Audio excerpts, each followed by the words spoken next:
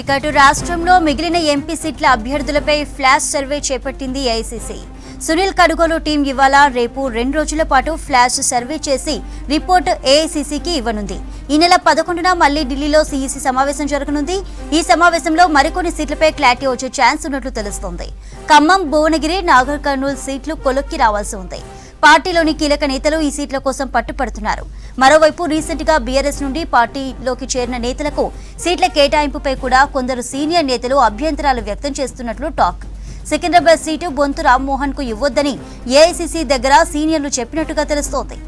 దీనిపై మరిన్ని డీటెయిల్స్ అందించడానికి గాంధీభవన్ నుంచి కంచిరాజు లైవ్ లో ఉన్నారు. రాజు, ఎంపీ సీట్లపై కాంగ్రెస్ ఫ్లాష్ సర్వేకి సంబంధించిన డీటెయిల్స్ ఏంటి?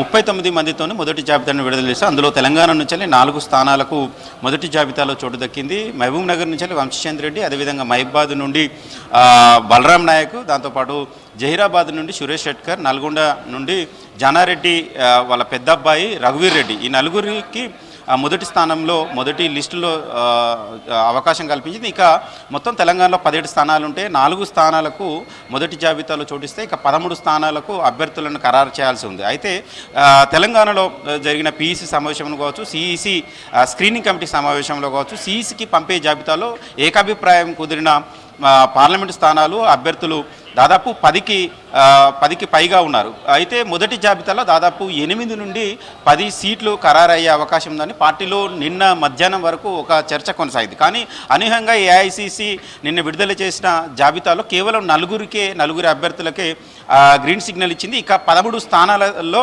ఫ్లాష్ సర్వే నిర్వహించిన తర్వాతనే అభ్యర్థులను ఫైనల్ చేయాలని అయితే నిర్ణయించినట్టు తెలిసింది. సునీల్ కనుగోలు ఆధ్వర్యంలో ఇవాళ రేపు 2 రోజుల పాటు రాష్ట్రంలో 13 నియోజకవర్గాలు ప్రకటించని ఏవైతే ఉన్నాయో 13 నియోజకవర్గాల్లో ఫ్లాష్ సర్వే నిర్వహించిన తర్వాతనే ఆ ఫ్లాష్ సర్వే ఆధారంగానే అభ్యర్థులను ఎంపిక చేయాలని అయితే అధిష్టానం భావిస్తుంది. అయితే ప్రధానంగా కొన్ని కొలిక్కి రావాల్సిన పార్లమెంటు స్థానాలు ఉన్నాయి. ప్రధానంగా సీనియర్ నాయకులు పట్టుబడుతున్న సెగ్మెంట్లు ఒకసారి పరిశీలించినట్లయితే ఖమ్మం జిల్లా నుంచి వెళ్ళి డిప్యూటీ సీఎం బట్టి విక్రమార్క సతీమణి, అదేవిధంగా ఆ జిల్లాకు సంబంధించిన ఈ మరో 2 మంత్రులు తుమ్మల కావచ్చు, అదేవిధంగా పొంగులేటి శ్రీనివాసరెడ్డి కావచ్చు, ఈ ముగ్గురు వారి కుటుంబ సభ్యులకు టికెట్లు కేటాయించాలని చాలా డిమాండ్ చేస్తున్నారు. అయితే అక్కడ టికెట్ ఎవరికి కేటాయించిన దానిపైన కాంగ్రెస్ అధిష్టానం వద్ద ఇంకా చర్చ కొనసాగుతుంది. అది కొలిక్కి రావాల్సి ఉంది.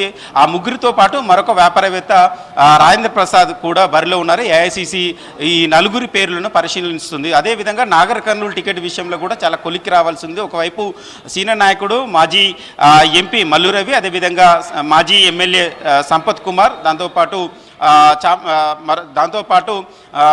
మరొక యువ నాయకుడు పోటీ పడుతున్నారు. ప్రధానంగా ఇద్దరి మధ్యలో సంపత్, అదేవిధంగా మల్లు రవి, ఇద్దరి మధ్యలో చాలా తీవ్రమైన పోటీ ఉంది. ఎవరికి టికెట్ కేటాయిస్తే బాగుంటుందనే దానిపైన కూడా ఒక క్లారిటీ రాలేదు. దాంతోపాటు భువనగిరి టికెట్ చామల కిరణ్ కుమార్ రెడ్డి, అదేవిధంగా కోమటిరెడ్డి వెంకటరెడ్డి తన కుటుంబ సభ్యులకు ఇవ్వాలని పట్టుబడుతున్నారు. చామల కిరణ్ కుమార్ రెడ్డి గత కొంతకాలం నుంచి అసెంబ్లీ ఎన్నికల ముందు నుంచి వెళ్ళి భువనగిరి పార్లమెంట్ నియోజకవర్గంలో ఆయన గ్రౌండ్ వర్క్ చేసుకున్నారు. అతనికి టికెట్ కంపల్సరీ వస్తుందని కాంగ్రెస్ పార్టీలో ఒక ప్రచారం జరుగుతుంది. సీఎం రేవంత్ రెడ్డి కూడా చామల కిరణ్ కుమార్ రెడ్డి వైపే మొగ్గు చూపుతాను. కానీ అక్కడ ఉమ్మడి నల్గొండ జిల్లాకు సంబంధించిన సీనియర్ నాయకులు మాత్రం కోమటిరెడ్డి వెంకరెడ్డి కుటుంబ సభ్యులకు ఇవ్వాలని కూడా పట్టుబడుతున్న సందర్భం. సో ఈ 3 పార్లమెంట్ నియోజకవర్గాల్లో సంబంధించిన అభ్యర్థుల ఎంపిక ఒకవైపు కొలిక్కి రాలేదు. దీంతో పాటు మరికొన్ని పార్లమెంట్ నియోజకవర్గాలు ఇప్పుడు చర్చకు దారితీసినాయి. ప్రధానంగా సికింద్రాబాద్, చేవెళ్ళ, మల్కాజ్గిరి, అదేవిధంగా మెదక్, ఈ 4 పార్లమెంటు స్థానాలకు అభ్యర్థులను దాదాపు ఖరారు చేసినట్టే. కానీ సిఈసీ ఆమోద ముద్ర పడ్డ తర్వాత ఏఐసీసీ ప్రకటించడంలో కొన్ని అభ్యంతరాలు వ్యక్తం చేయడంతోనే అవి ఆగిపోయినట్టు తెలిసింది. ప్రధానంగా సికింద్రాబాద్ నుంచి వెళ్ళి మాజీ మేయర్ బొంతు రామ్మోహన్ కావచ్చు, ఆయన సతీమణి శ్రీదేవికి ఇస్తారనేది దాదాపు కన్ఫర్మ్ అయిపోయింది. వారికే టికెట్ వస్తుందని ఒక ప్రచారం చెంది. అదేవిధంగా చేవెళ్ళ చూసుకున్నట్లయితే పట్నం సునీతకు ఇస్తారు అనేది చెప్తున్నారు. దాంతోపాటు మల్కాజ్ నుంచి వెళ్ళి చంద్రశేఖర్ రెడ్డి, కంచర్ల చంద్రశేఖర్ రెడ్డి, ఆయన అల్లు అర్జున్ మామ, అదేవిధంగా మెదక్ నుంచి వెళ్ళి నీలం మధు, ఈ నలుగురికి 4 పార్లమెంటు సీట్లు దాదాపు ఖరారయ్యాయన్నారు. కానీ అనూహ్యంగా కాంగ్రెస్ సంబంధించిన సీనియర్ నాయకులు ఈ 4 టికెట్ల కేటాయింపు పైన అభ్యంతరం వ్యక్తం చేశారు. ఈ 4 టికెట్ల విషయంలో రీసెంట్గా వాళ్ళు బీఆర్ఎస్ నుంచి వెళ్ళి కాంగ్రెస్లో చేరారు. మొన్న ఈ మధ్య కాలంలో కండవ కప్పుకున్న వాళ్ళకు పార్లమెంటు టికెట్లు కేటాయించడం వల్ల కార్యకర్తలు కావచ్చు, నాయకులు కావచ్చు రాంగ్ మెసేజ్ పోతుంది, ఒక తప్పుడు సంకేతం పోతుంది. ఒకసారి పునర్పరిశీలన చేయాలి. అదేవిధంగా ప్రధానంగా సికింద్రాబాద్ నుంచి బొంతు రామ్మోహన్ మేయర్గా ఉన్నారు, బలమైన నాయకుడే. కానీ ఆయన నిన్న మొన్నటి వరకు బీఆర్ఎస్ నాయకుడిగా ఉన్నారు. అదేవిధంగా కేసీఆర్కు అత్యంత సన్నిధులుగా ఉన్నారు. కేటీఆర్కు ఒక బినామీగా పనిచేశారు. సో ఇలాంటి నేపథ్యంలో ఆయనకు సికింద్రాబాద్ టికెట్ ఇస్తే ఎట్లా కాంగ్రెస్ క్యాడరు నిరుత్సాహపడే అవకాశం ఉంటుంది. మిగతా వాళ్ళ పేర్లను ఎవరైతే ఉంటే పరిశీలన చేయండి అని కూడా సీనియర్ నాయకులు కొంతమంది ఏఐసిసి పెద్దల వద్ద మొరపెట్టుకున్నట్లు తెలుస్తుంది. దీంతో ఈ లింక్డ్ సిస్టమ్గా ఉన్న 4 సీట్ల కేటాయింపు పైన కూడా మరొకసారి ఫ్లాష్ సర్వే చేయాలని ఏఐసిసి దిశానిర్దేశం చేసింది. సో మొత్తానికి 13 నియోజకవర్గాల్లో పార్లమెంట్ నియోజకవర్గాల్లో ఫ్లాష్ సర్వే చేసినప్పటికీ ప్రధానంగా బీఆర్ఎస్ నుంచి వచ్చిన వారికి కేటాయింపులు సమంజసం కాదని వాళ్ళ అభ్యంతరాలు వ్యక్తం చేసినట్టు తెలిసింది. దీంతో మిగిలిన 13 పార్లమెంట్ నియోజకవర్గాల్లో ఫ్లాష్ సర్వే చేస్తున్నారు.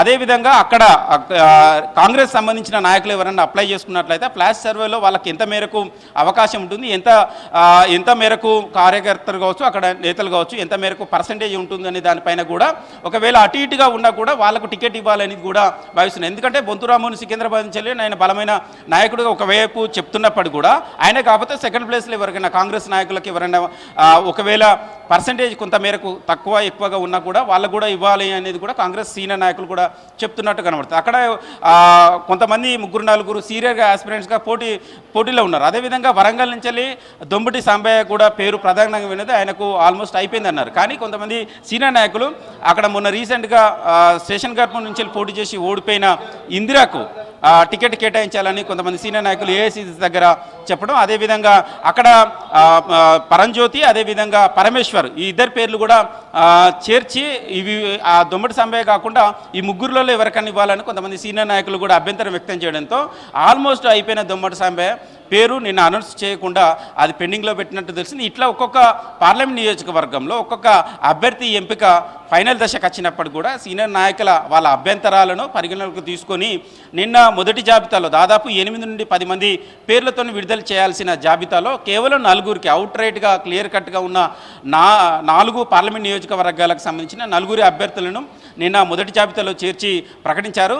రీసెంట్గా మహబూబ్నగర్ జిల్లాలో జరిగిన భారీ బహిరంగ సభలో సీఎం రేవంత్ రెడ్డి అక్కడి పాలమూరు జిల్లాకు సంబంధించిన పార్లమెంట్ నియోజకవర్గానికి సంబంధించిన అభ్యర్థిగా వంశీచంద్ర రెడ్డి పోటీలో ఉంటారని ఆయన మొన్న రీసెంట్గా ప్రకటించారు. ఆ ప్రకటించిన అభ్యర్థిని నిన్న ఏఐసిసి ప్రకటించింది. అదేవిధంగా మహబూబాబాద్ సంబంధించిన మాజీ కేంద్ర మంత్రిగా ఉన్న Balram Naik reserve segment ST reserve segment ఆయనను కూడా అవుట్ రైట్గా నిన్న ఫస్ట్ జాబితాలో చేర్చి ఆయన పేరు కూడా చేర్చి ప్రకటించారు. ఇక నల్గొండకు సంబంధించి చూస్తున్నట్లయితే జానారెడ్డి పెద్ద అబ్బాయి కాంగ్రెస్ పార్టీకి సంబంధించిన సీనియర్ నాయకుడు జానారెడ్డి వాళ్ళ అబ్బాయికి టికెట్ కేటాయింపు విషయంలో ఎలాంటి అభ్యంతరం లేదని తెలియడంతో ఆయన పేరు కూడా నిన్న ప్రకటన. ఇక మాజీ ఎంపీ జైరాబాద్ నుంచి గతంలో తెలంగాణ ఉద్యమంలో కీలకంగా పనిచేసిన సురేష్ షెట్కర్ కూడా అక్కడ ఎవరు అభ్యంతరం వ్యక్తం చేయలేదు. అక్కడ కూడా ఎవరు ఆ టికెట్ ఆశించడానికి అంత సీరియస్ ఆస్పిరెంట్స్ లేరు.